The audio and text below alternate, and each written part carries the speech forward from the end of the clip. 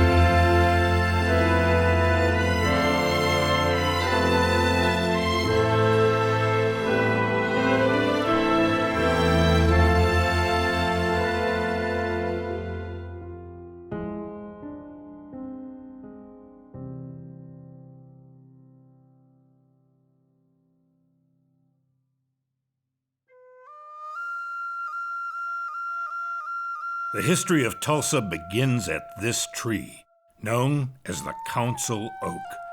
In 1836, the Muskogee Creek Indians rested here after coming from Alabama on a journey known as the Trail of Tears. Around the tree, they built a town square for social and ceremonial gatherings. They named their settlement Tallahassee, after a town from the homeland they had left behind. The 1800s were a century of tragedy. Gradually, lands were wanted from us. Gradually, we gave up lands bit by bit until we were down to a small reservation of about 6 million acres. The complete allotment of our lands in severalty, the division of our common land into individual parcels, was a mistake. Those lands were not protected in individual ownership as the government said they would be. There was a tremendous loss of life. A lot of towns were burned.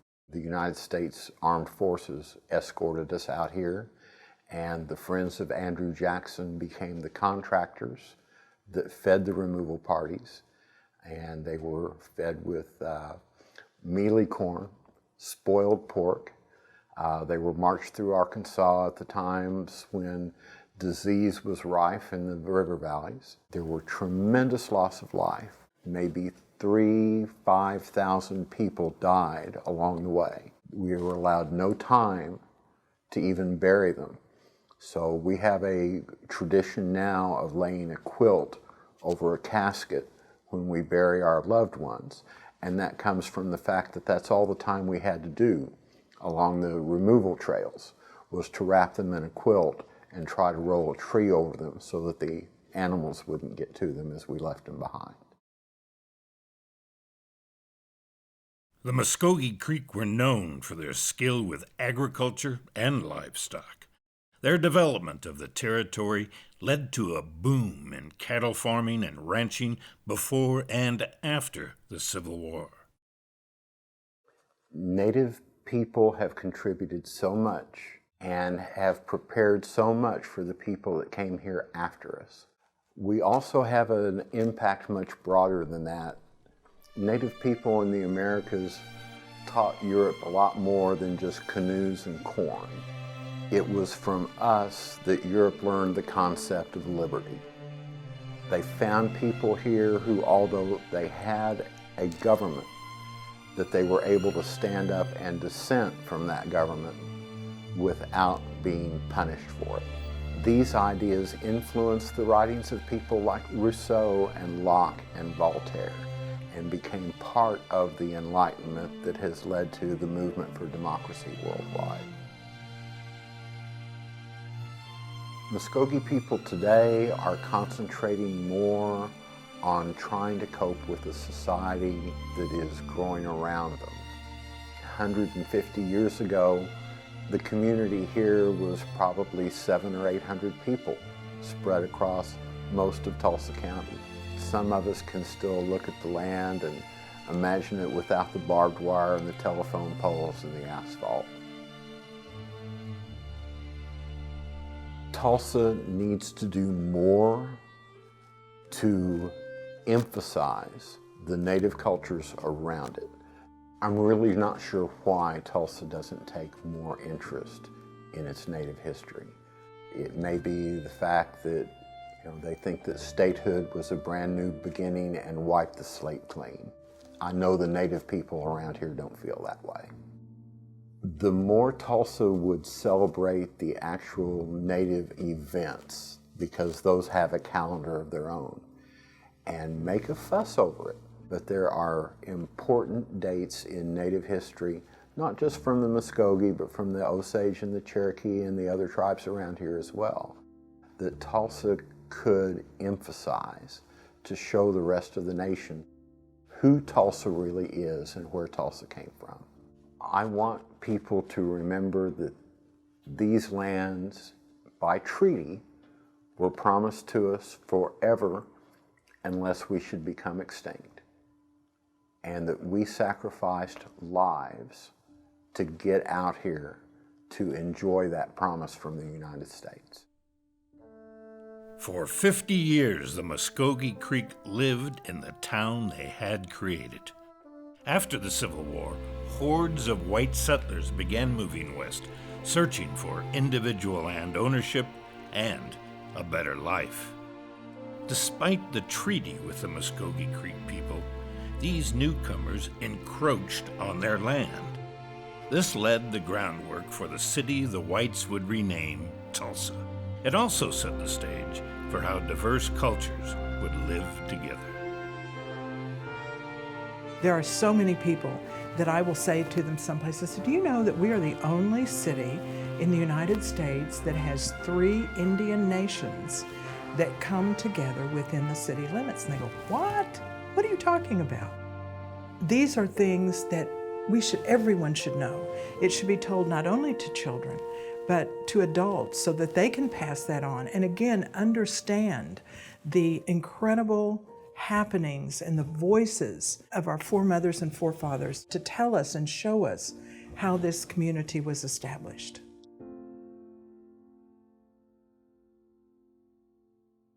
In the early days of Tulsa, we were this very small cow town. And with an industry such as that of the cattle industry, the markets have a lot of driving force. And so even in the cattle industry, you have these booms and busts, and you never really know how the markets are going to do. I think the history of most Oklahoma communities, just like Tulsa, has everything in the world to do with railroads and oil.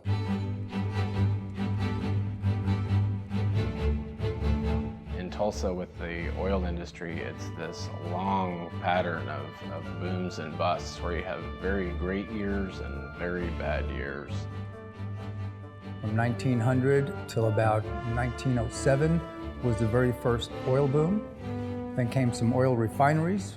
Then came some expansion and growth, and oilmen started building large houses and building some of their corporate offices.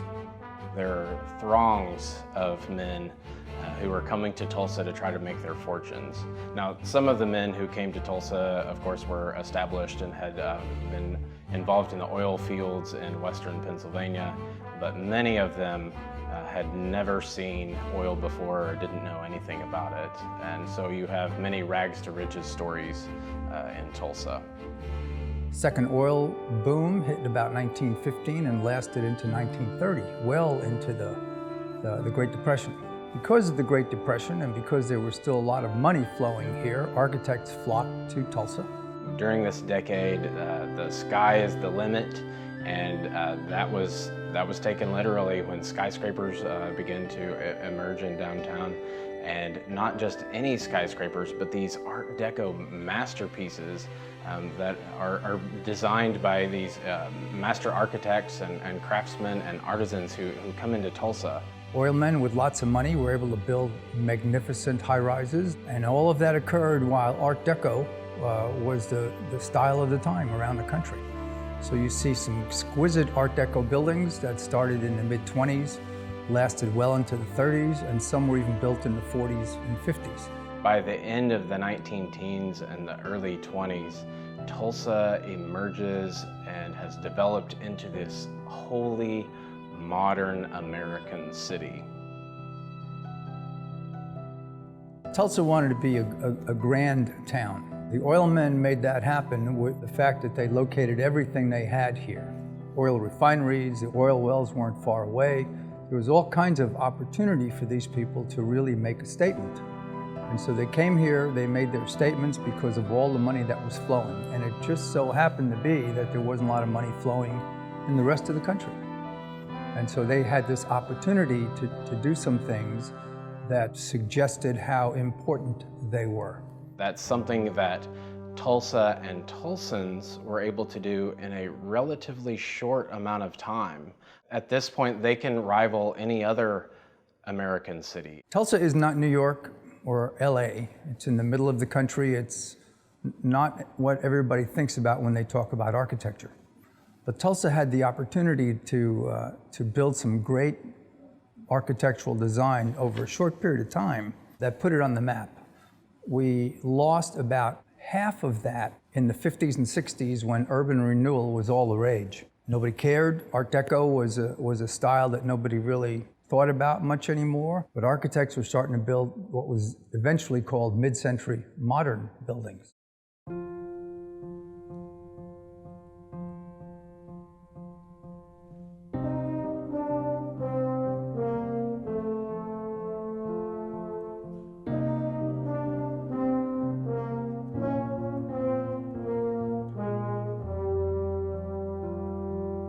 If you look in the early part of the century, the 1920s, Tulsa was considered the oil capital of the world.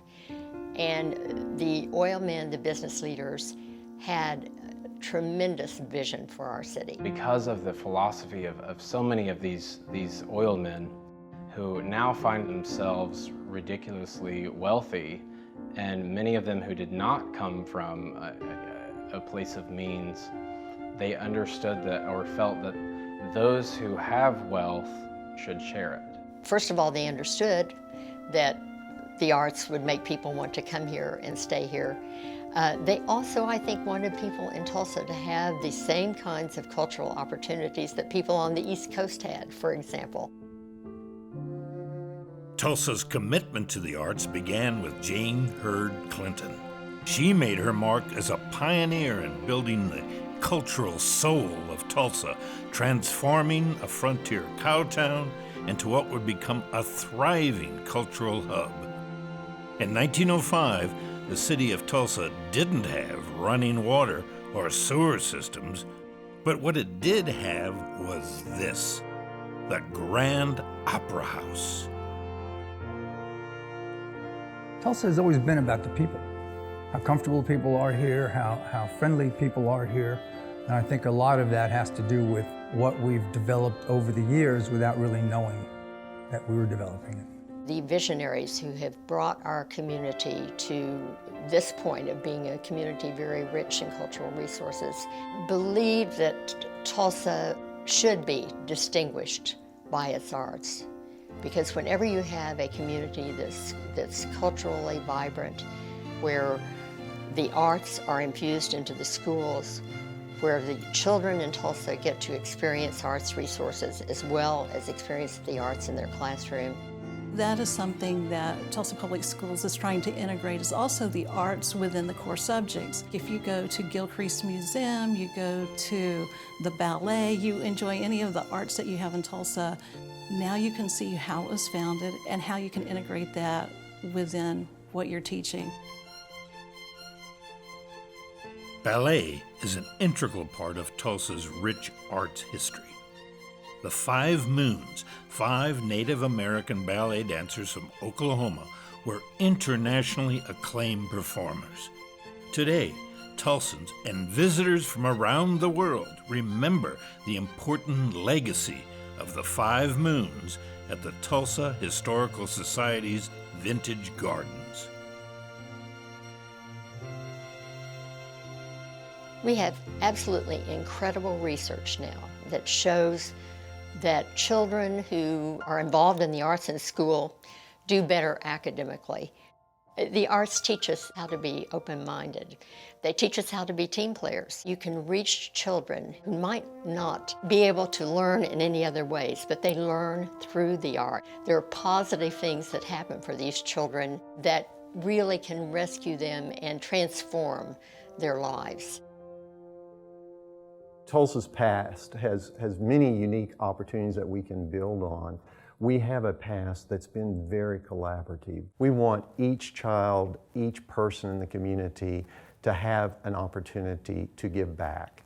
And if not now, when?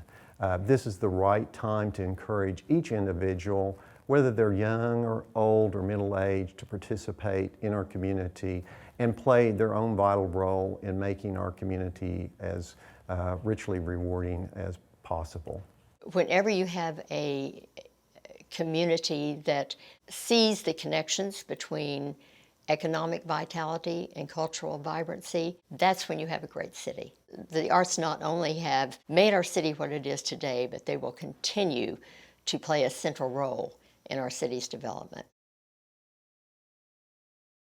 What we've accomplished in the arts is very impressive, but perhaps even more important is how the arts can inspire the city that we are to become. Tulsa looks for unique identifiers all the time. What makes us special? What sets us apart from every other city in the nation?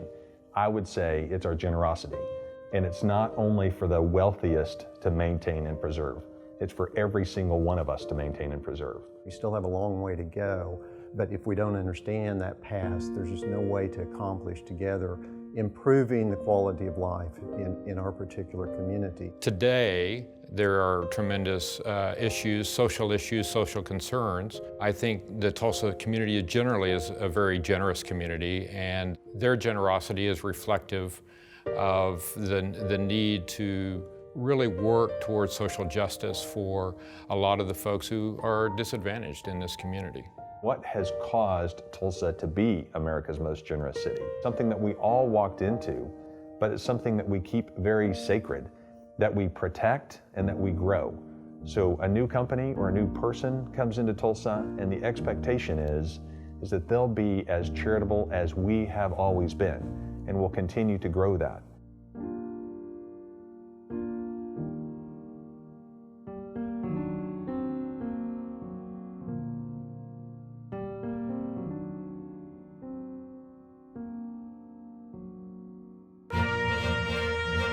Tulsa's generous support system is interwoven into the fabric of the city.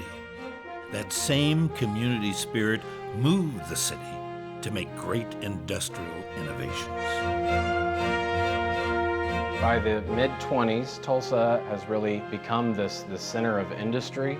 And if Tulsa is going to be this rival city or this industrial center, there needs to be first-rate air transportation. So not only are we building planes in Tulsa, but we're training pilots to fly them. All of these things really set Tulsa into a great position when World War II came about, and that the government established a bomber plant here in Tulsa during the war. And at one time, there were 15,000 employees working at the Douglas bomber plant. Aeronautics has played a major role in the development of Tulsa.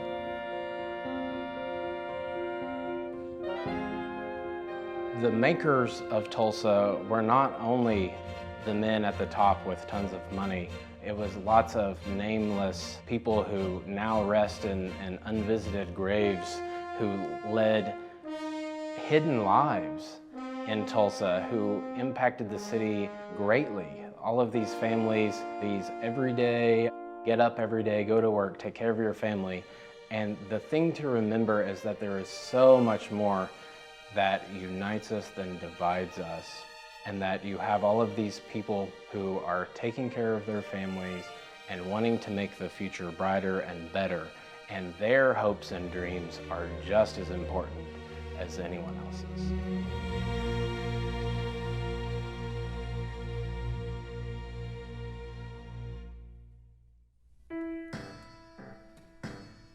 In the late teens and early 20s, as Tulsa's oil-fueled economy prospered, another remarkable development was taking place in this middle American city.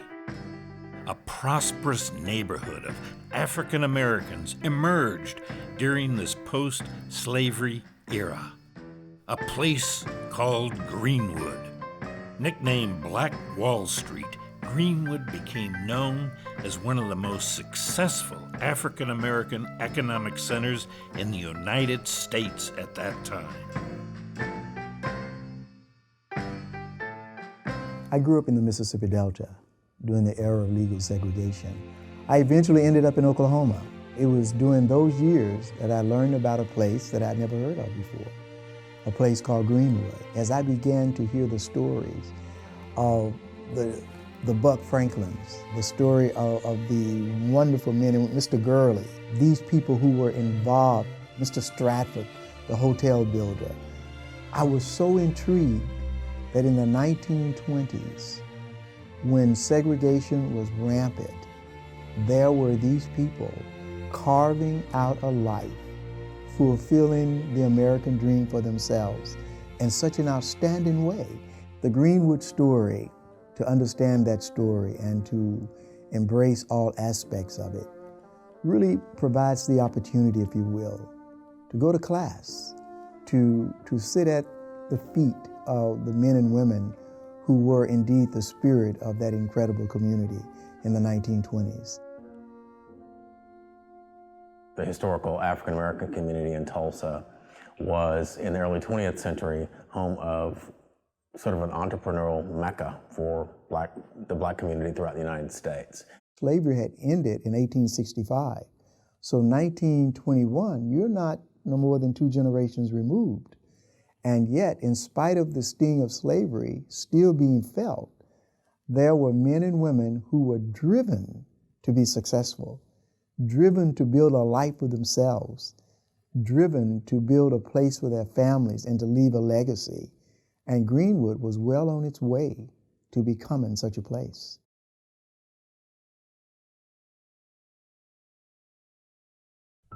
The American dream, having been realized by so many in Greenwood, was about to become a nightmare. In May 1921, a series of events led to Tulsa's greatest tragedy, the Tulsa Race Riot.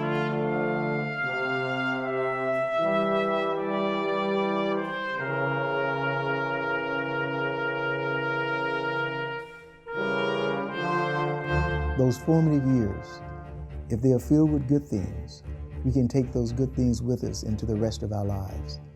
But what if the stories from your formative years are memories of destruction, memories of a riot, memories of people dying around you, memories of trains being filled with men and women leaving Tulsa, never to return again?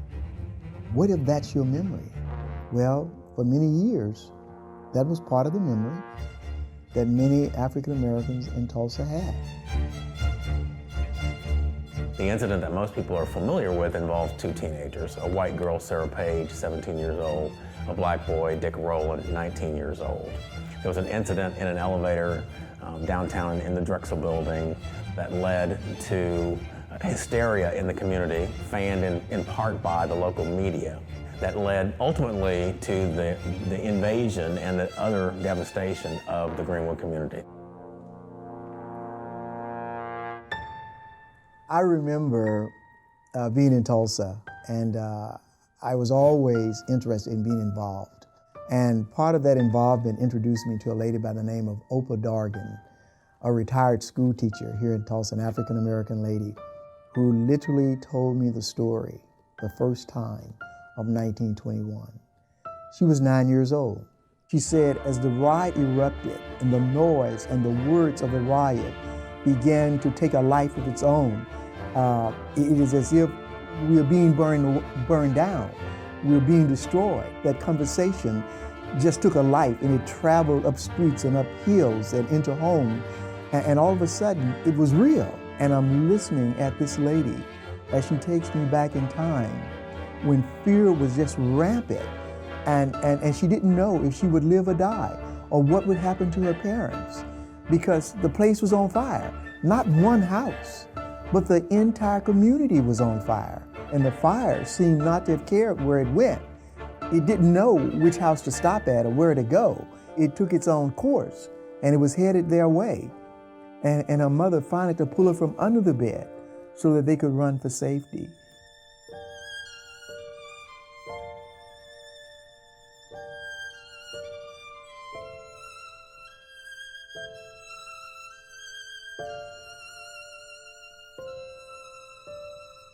The riot that took place on May 31st and June 1st, 1921, left scores of African Americans dead and hundreds injured. For several days following the riot, with the city under martial law, thousands of Greenwood citizens were held at the fairgrounds camp. After the smoke had cleared on June 2nd, it became clear that some 35 square blocks of Greenwood had been decimated.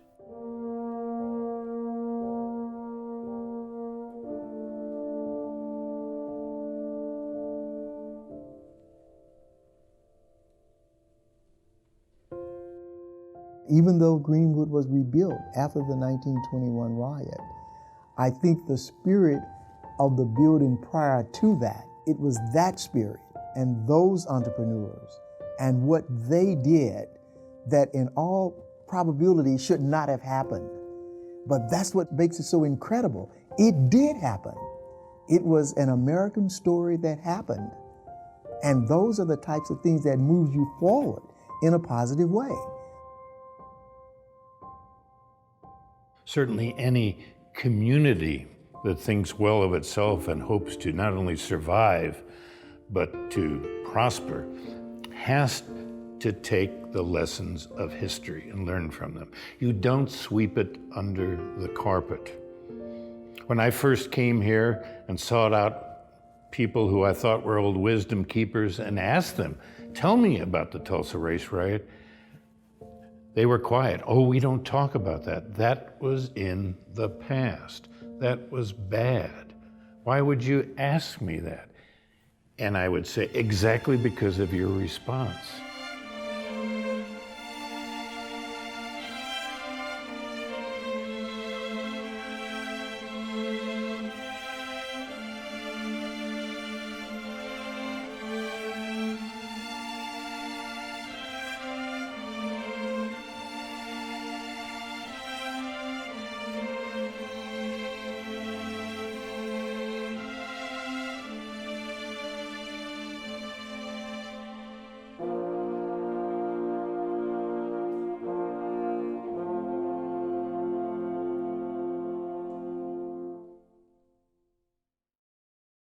My major delights in becoming an adopted Tulsan, a homogenized Okie, was knowing full well that I was joining the ranks of Cyrus Stevens Avery. He was a voice of reason in Tulsa when we needed voices of reason.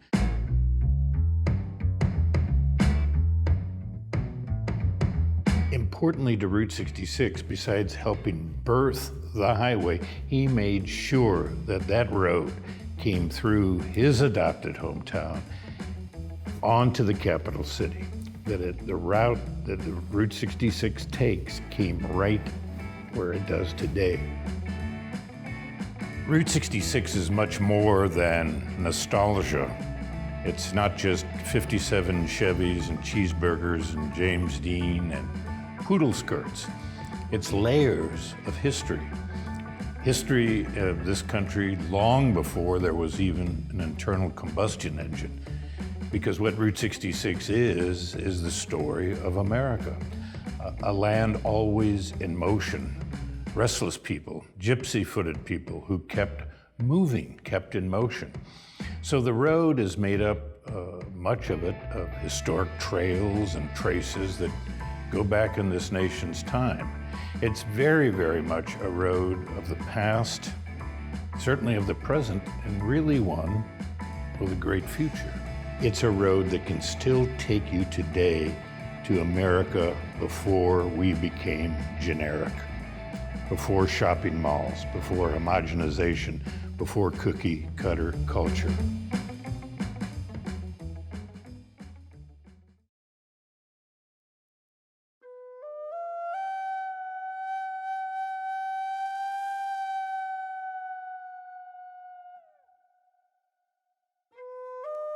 From its beginnings at the Council Oak, Tulsa has struggled to give people of all backgrounds and walks of life a place to belong.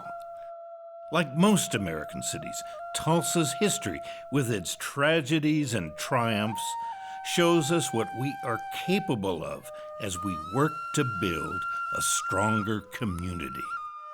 If we take ownership of our past, we can take charge of our future. As children, we're all taught that we need to memorize specific dates in history and to have it down pat. But later on, as a professional historian, you realize that although specific dates are important, what's really important is knowing how one thing led to another, how one event shaped the future.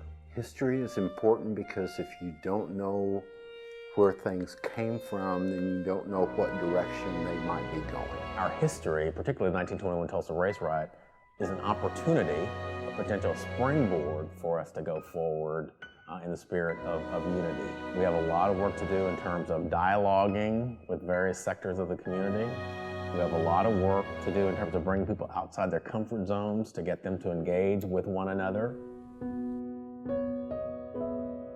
We have to learn our history. We have to learn from the lessons of the past. We need to know that as we progress, as time passes, as we make advancements in technology and medicine and industry and the arts, we still are having to give something up. Those days when we sat on the front porch and listened to the radio and looked our neighbors in the eye and had conversations are gone. Technology did what? Air conditioning drove us into the house and we turned on the box and washed the tube. We have to remember our history and why Tulsa is important. We can never let these major arts institutions go. We can never stop fighting for education, arts education in the schools. We have to believe that the arts make a difference in all parts of our lives, whoever we are, and they will definitely make a difference in our city. In the past, our forefathers, they had a dream and they had a vision. And they are the ones who built the schools, they built the hospitals, the industries in Tulsa.